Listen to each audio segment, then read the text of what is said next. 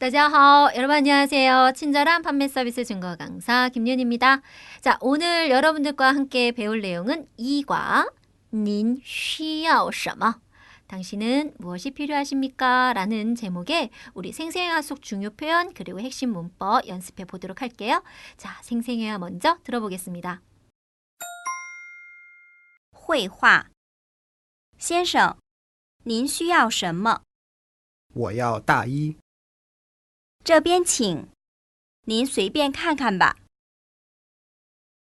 이번 생생회화 속에서는요, 어떤 옷을 필요로 하는지에 관련된 여러 표현들이 좀 있었습니다. 문장 속 중요 표현, 핵심 문법 자세히 설명드려 볼게요. 첫 번째로는 동사수러문입니다. 자, 동사수러문 말 그대로 동사가 수러 역할을 하는 문장을 동사수러문이라고 하는데요. 다양한 문장 형태 정리해 보도록 할게요. 긍정문입니다. 우리 생생회화에서도 제가 설명드렸었죠. 우리나라 말 어순하고는 다르게 중국어 표현에서는 목적어보다 동사가 먼저 튀어나와야 한다라고 했습니다. 예를 들어서 저는 커피를 마십니다. 이지만 중국어적인 어순은 저는 마십니다. 커피를 이렇게 되겠죠? 마시다라는 동사는 흐어이고요. 커피라는 표현은 카페입니다. 큰 소리로 따라해 볼게요. 我喝咖啡我喝咖啡 자, 부정문은요. 동사의 앞에 뿌라는 단어를 붙이는데요. 저는 마시지 않아요. 커피를. 즉, 저는 커피를 마시지 않습니다.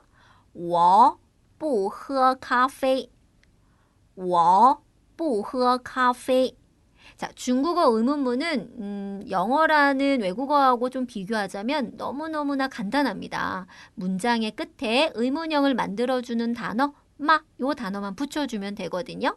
자, 너는 커피를 마시니? 라고 하려면 너는 커피를 마시다 라는 표현 你喝咖啡 뒤에 라는 단어만 붙여주시면 돼요. 정리해 볼게요. 당신은 커피를 마십니까? 你喝咖啡吗?你喝咖啡吗? 자, 중국어 의문형의 형태는 문장 끝에 이렇게 마를 붙이는 표현도 있고요. 정반 의문문이라는 의문문 형태도 있어요. 긍정형과 부정형 표현을 나란히 써서 그 자체가 의문형을 만들어 주는데요. 우리나라식으로 좀 표현을 정리하자면 너는 커피를 마시니 안 마시니 이런 표현이거든요. 이 정반 의문문 형태가 또 다른 의문문 형태니까 이때는 마 붙이시면 안 됩니다. 마시다는 흐어, 안 마시는 건 뿌흐어, 그리고 뒤에 카페를 써주시면 돼요. 정리 한번 해볼게요.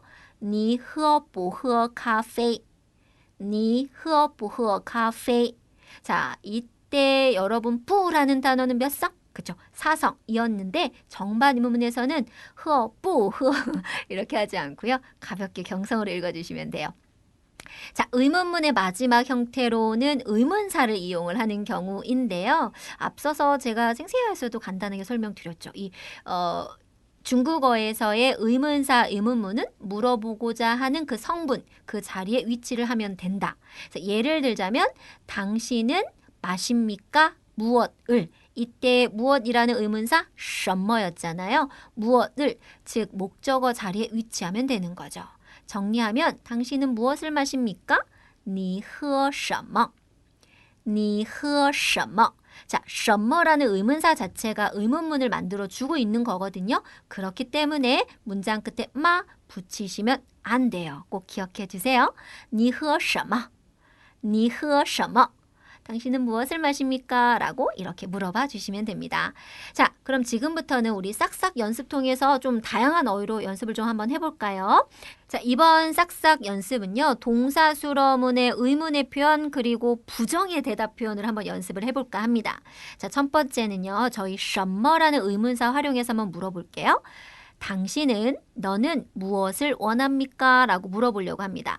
동사 要라는 단어를 활용하시면 되고요. 큰 소리로 따라 읽어주세요. 你要什么?你要什么?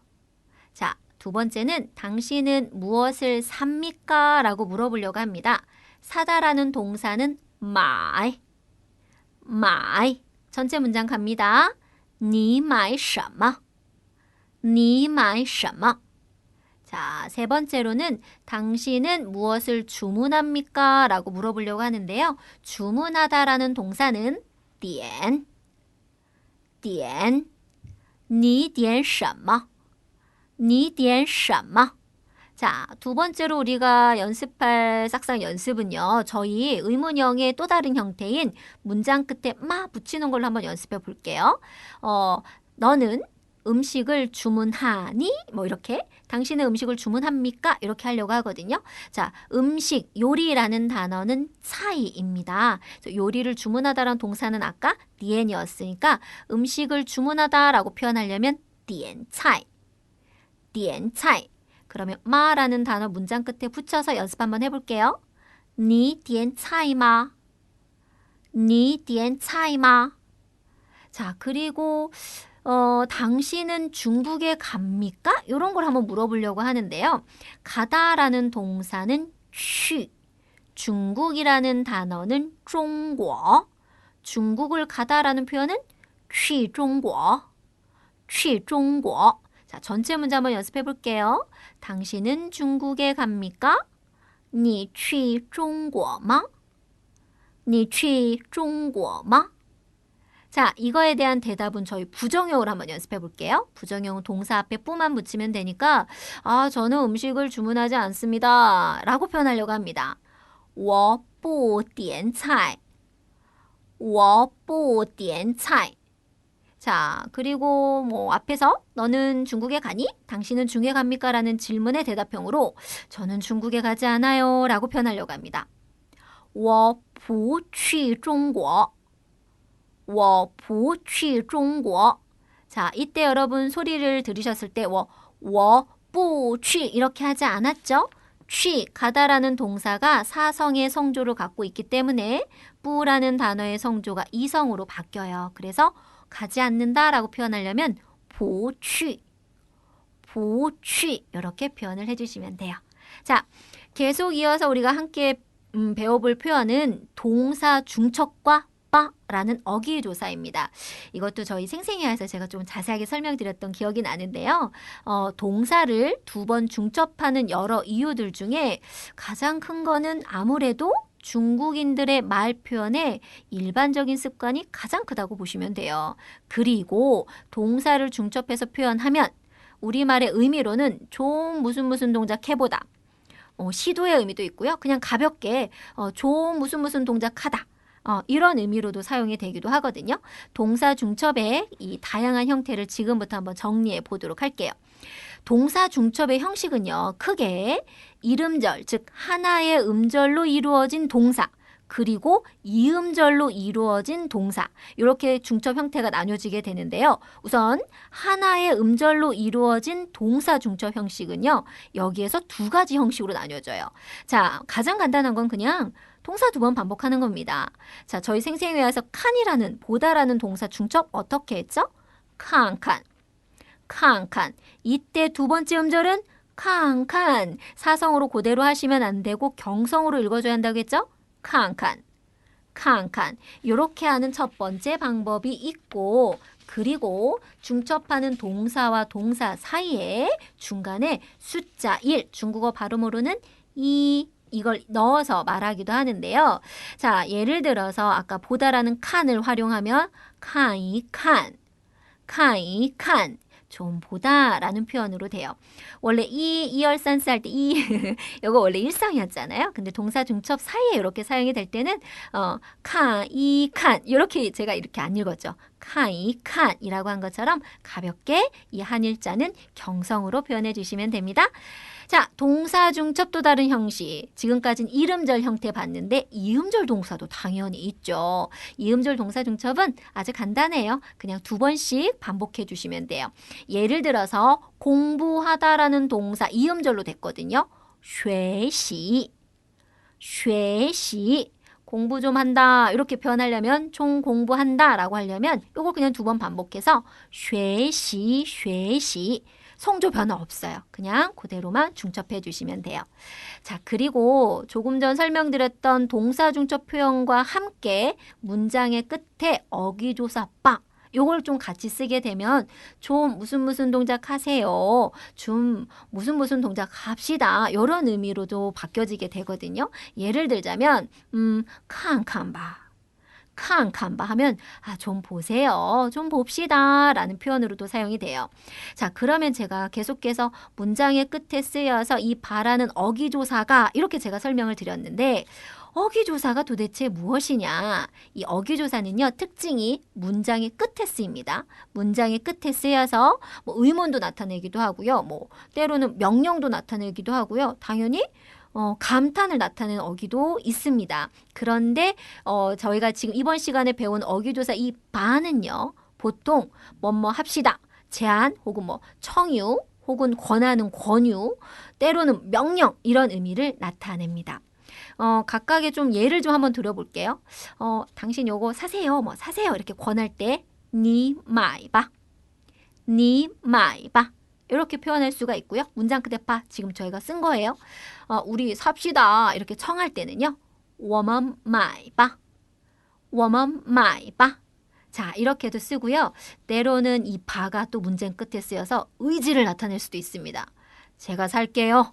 我买吧我买吧 상황적으로 파악이 돼야겠죠. 상황상으로 이게 어떤 표현으로 사용되는지는 상황적으로 파악하시고 여러분들이 또 이런 다양한 의미가 있으니까 상황적으로 사용을 하시면 됩니다.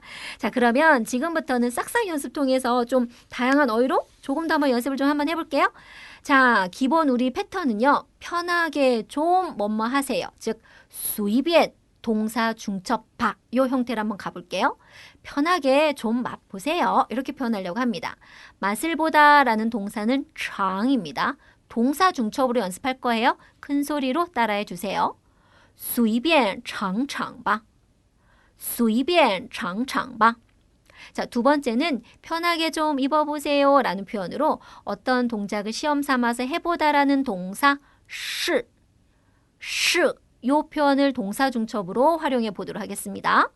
随便试试吧随便试试吧 마지막으로는 편하게 좀 둘러보세요 라는 표현으로 한가롭게 이렇게 거닐다 이런 표현의 동사인 꽝을 활용하면 되는데요. 随便逛逛吧随便逛逛吧 잘 따라하고 계신 거죠? 자, 마지막으로 함께 배워볼 어법은 징입니다. 징이라는 단어는요, 상대방한테 어떤 일을 정중하게 부탁하거나 권할 때 쓰는 경어예요. 문장의 맨 앞이나 혹은 뭐 뒤에 쓰여서 뭐뭐 하세요 혹은 뭐뭐 해주세요 라는 뜻을 나타내는데요. 영어의 please 이런 의미와 사용법이 비슷하다고 보시면 됩니다. 때로는 이 단어가요, 그냥 징이라는 단어 하나 표현으로도 사용이 돼요. 자, 예를 들어 볼게요. 들어오세요 라고 할 때는 동사 찐을 활용해서 请进 앉으세요 라고 표현하려면 앉다라는 동사 坐를 활용해서 请坐 차 드세요 라는 표현하려면 차를 마시다 喝茶를 활용해서 请喝茶 징허차인데요. 이런 모든 상황에서 서로가 알고 있는 상황, 들어오세요라는 손짓을 하면서 그냥 징 한 번만 해도 되고요. 앉으세요라는 표현도 역시 손짓으로 앉으세요라는 표현은 그냥 징 한 번만 해도 사실은 자주 사용할 수 있는 표현이 됩니다. 자, 그러면 싹싹 연습에서는요. 징 뒤에 있는 동사 혹은 뭐 목적어가 올 수도 있습니다. 그 내용으로 무슨 동작 하세요 라는 내용 한번 연습해 볼게요. 자, 조금 전에 제가 예를 들었던 내용입니다. 앉으세요 라는 표현 请坐 차 드세요 라는 표현 请喝茶 자, 마지막 표현으로는 천천히 드세요 라는 표현입니다. 큰 소리로 따라해 주세요. 请慢用 자, 이 표현은 좀 설명이 필요할 것 같은데요. 자, 만이라는 단어의 기본 뜻은 느리다, 천천히 하다 라는 표현이고요. 용이라는 단어는 기본적인 뜻은 사용하다 이지만 음식을 먹다 혹은 차를 마시다 등의 상황에서 존칭의 표현으로도 이 용이라는 단어가 사용돼요. 즉, 칭 만용이라는 이 표현은요. 비즈니스와 같은 공식적인 석상이라든지 혹은 식당 점원이 음식을 제공하는 상황에서 자주 사용될 수 있는 표현입니다. 맛있게 드세요 라는 표현 혹은 천천히 드세요 라는 표현 따라 한번 해볼까요? 칭 만용, 칭 만용 이렇게 표현을 해주시면 됩니다. 자, 다음 시간에는요. 3과 这件怎么样? 이것은 어떻습니까? 라는 내용으로 역시나 옷을 사는 상황에서 또 다른 표현들을 배워보도록 할게요. 자, 이번 시간도 제가 항상 말씀드리죠. 싹싹 연습 mp3 꼭 들으시고 따라 읽으면서 마무리해 주세요. 다음 시간에 뵐게요. 不见不散，再见。绘画。先生，您需要什么？我要大衣。这边请，您随便看看吧。